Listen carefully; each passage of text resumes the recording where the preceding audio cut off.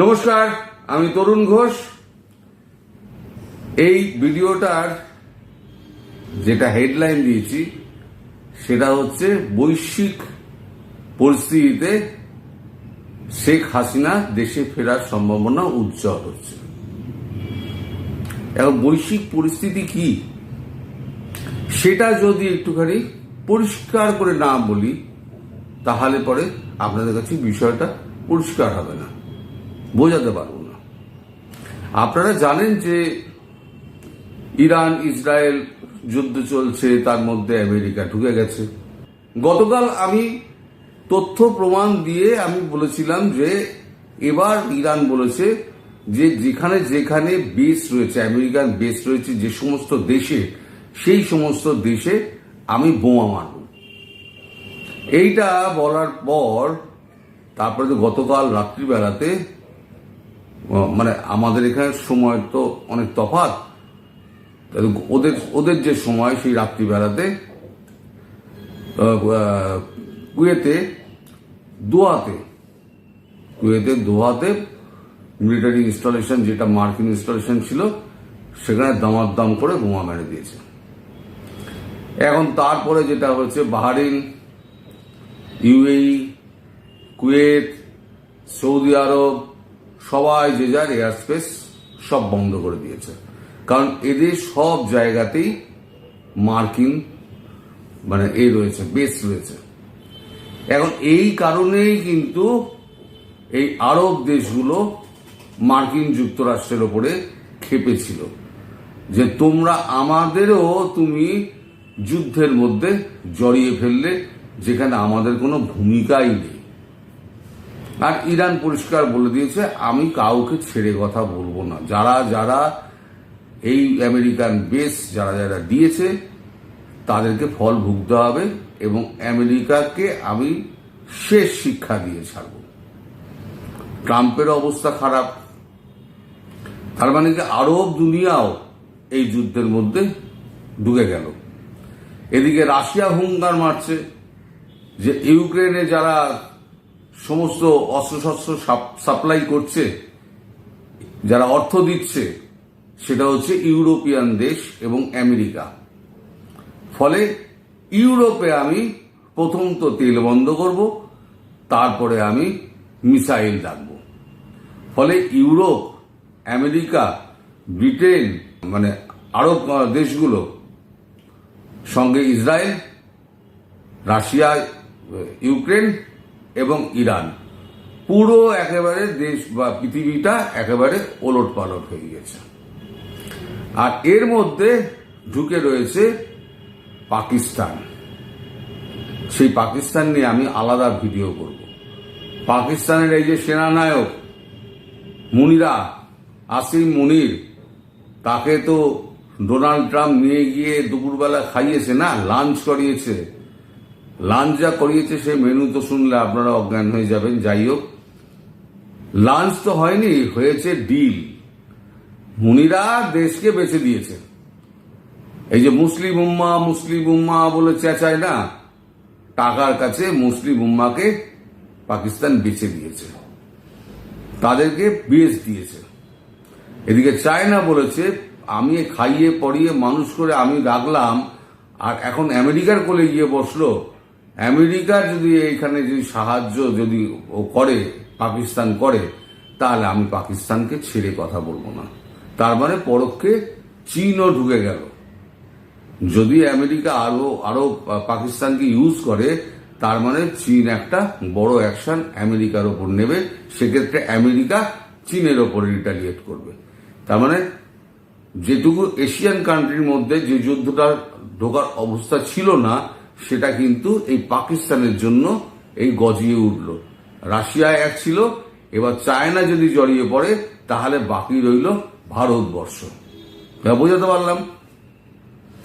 এই পরিস্থিতিতে ভারতবর্ষের সঙ্গে পাকিস্তানের তো উত্তেজনা তো বাড়ছে। এই একটা ঘোলাটে পরিস্থিতির সৃষ্টি হয়েছে।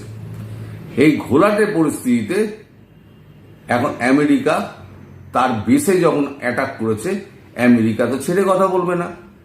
আমেরিকা ইরানের ওপরে তো অ্যাকশন নেবে, তার মানে ইরানও ছাড়বে না। ইরান এবার পাকিস্তানকে মারবে, আর পাকিস্তানকে যখনই মারবে তখন চায়নাও পাকিস্তানকে মারবে। মানে পাকিস্তান যেখান দিয়ে হোক মার খাবে। আমেরিকা যুদ্ধ হারলেও মার খাবে, আমেরিকা যুদ্ধ জিতলেও মার খাবে, কারণ চায়না বসে আছে আর এদিকে ভারত বসে আছে। ভারত তো যুদ্ধ পজ দিয়েছিল। আসলে আমেরিকা অনুরোধ করেছিল যে আমার এই যে ডার্টি বোমগুলো রয়েছে সেগুলো আমি সরিয়ে নিই, তারপরে তো তুমি যা খুশি তাই করো, আর ইরানের ব্যাপারটা আমি সামনে দিই, তারপরে মোদি আপনি যা খুশি তাই করুন, আমার কোনো আপত্তি নেই। ব্যাপারটা হলো সেটা। এখন এই ভূমিকাটুকু করার একটু প্রয়োজন ছিল, না হলে পরে আমি পরের ব্যাপারটা বলতে পারবো না।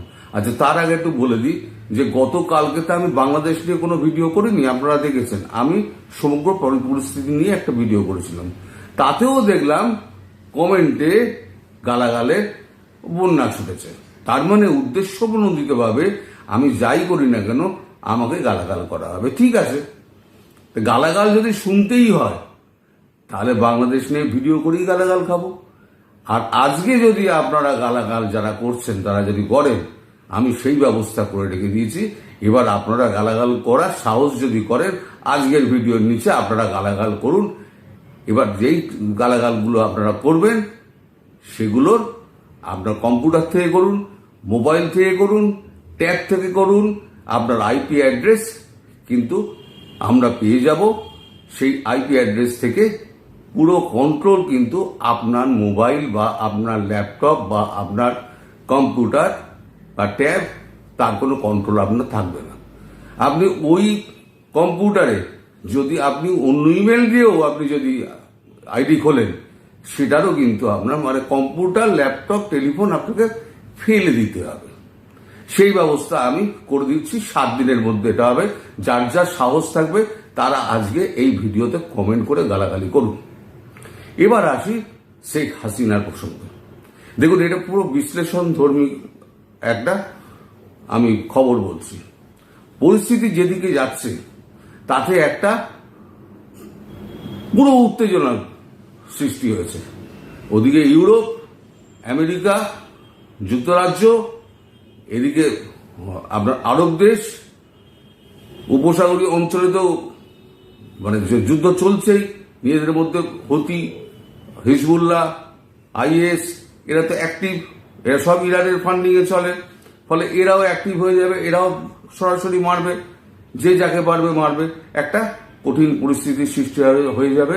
তার মধ্যে যদি রাশিয়া এবং চায়না এরা যদি আবার ফুল দমে অ্যাক্টিভ হয়ে যায়, রাশিয়া যদি ইউরোপকে মারে আর চীন যদি পাকিস্তানকে মারে, বদলা নেওয়ার জন্য পাকিস্তানকে যদি গুঁড়িয়ে দেয়, তাহলে পরে কিন্তু একটা অস্থির পরিস্থিতি হবে। এই যে অস্থির পরিস্থিতি হবে না, এই অস্থির পরিস্থিতির মধ্যে একদম সোজাসুজি বাংলাদেশ একটা ছোট ভূখণ্ড।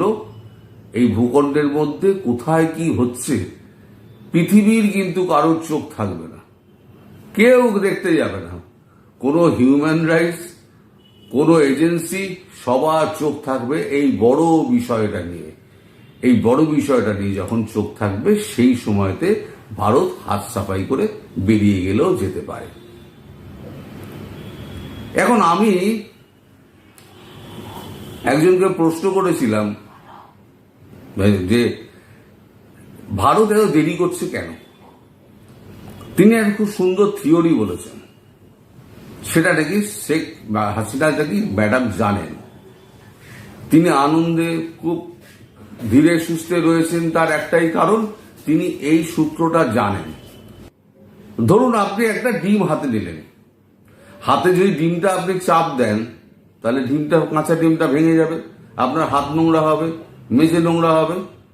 তার থেকে ডিমটাকে এক জায়গায় রাখুন, একটা মুরগিকে বসিয়ে দিন, একটা সময় পর্যন্ত রিল্যাক্স করে আপনি বসুন, দেখবেন একটা সময়ের পর একটা সুন্দর জীব একটা জন্ম নিয়েছে। আপনার হাত ময়লা হলো না, আপনার মেঝে ময়লা হলো না, একটা নতুন জিনিস সৃষ্টি হলো।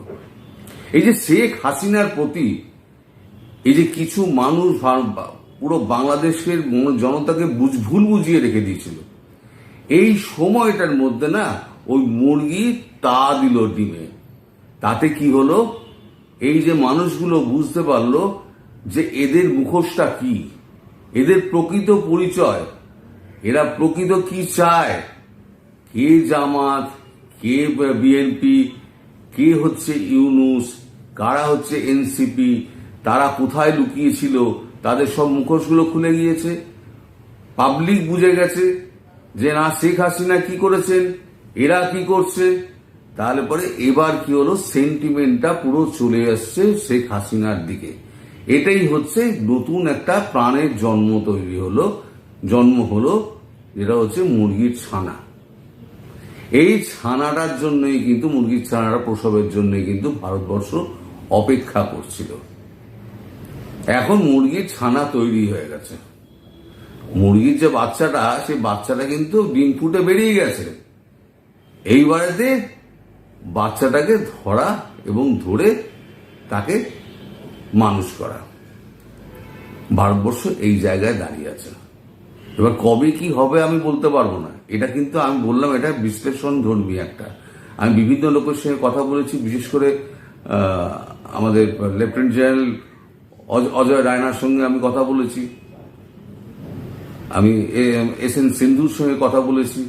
কথা বলে তাদের সঙ্গে মতামত বিনিময় করে আমার যেটা মনে হয়েছে সেটা হচ্ছে এইটা, যে শেখ হাসিনার দেশে ফেরার সম্ভাবনা ক্রমশ উজ্জ্বল হচ্ছে। ভারতবর্ষ হাত সাফাই করে নীরবে বেরিয়ে যাবে, সারা পৃথিবী জানতেও পারবে না। আর ইউনূস, তাকে ঠিক সময় মতো ভারতবর্ষ বুঝে নেবে, সে কোথাও পালাতে পারবে না। এই যুদ্ধের পরিস্থিতিতে কোথাও পালাতে পারবে না। আর ভারত সেফ প্যাসেজ তাকে দেবে না। সবাই ভালো থাকবেন, সুস্থ থাকবেন এবং সাবধানে থাকবেন। নমস্কার।